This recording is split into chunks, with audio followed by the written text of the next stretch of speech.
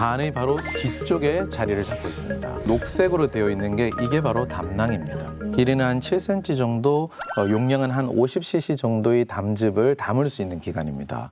이 담낭에는 저희들이 소화를 시키기 위한 담즙이 들어있거든요. 간에서 소화 요소인 담즙을 만들어서 이 담낭에서 농축을 해요.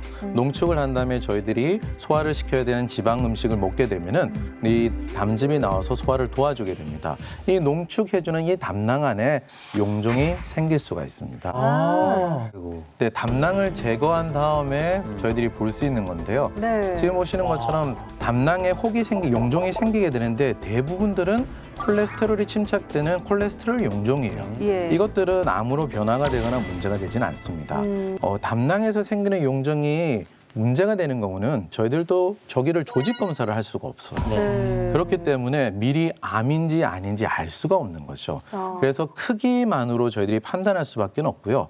만약에 담낭에 용종이 보인다고 그러면은 1cm 이상 크기가 자라게 된다면은 절제 수술을 해야 합니다. 또 1cm보다 작더라도 50세 이상 노령인 경우 또는 담석이 존재하고 있거나 담낭염에 같이 염증이 동반되어 있는 경우는 제거를 하는 것이 좋습니다. 담낭에 용종이 있고 수술을 해야 되는 경우에는 담낭 전체를 드러내는 담낭 절제술을 시행해야 합니다. 그럼 혹 하나 생긴 것 때문에 담낭을 통째로 제거를 해야 되는 거잖아요. 네. 만약에 이 혹을 제거하지 않고 그대로 내버려둬서 염증이 커지는 경우에는 담도 폐쇄라든지 췌장염의 위험도 가능하기 때문에 웬만하면 추적 관찰을 잘 하시고요. 이 1cm를 기준으로 인해서 수술을 할지 그렇지 않고 지켜볼지를 잘 관찰하시는 것이 중요합니다. 제거한 이후에 일상생활을 하는데 불편함이나 뭐 어려움 있을 것 같은데 괜찮을까요? 아, 그렇죠. 흔히 쓸개 빠진 사람이라고 좀 실없는 사람을 지탱하잖아요. 네. 하지만 이 정말 쓸개가 빠져도 살아가는 데는 큰 문제는 없습니다.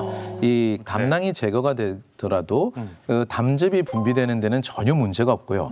농축된 담즙이 나오지 않기 때문에 소화를 시킬 때 지방 음식 같은 경우에는 조금 나눠서 드신다든지 조금 적게 먹는다든지 하는 게 좀 필요하죠.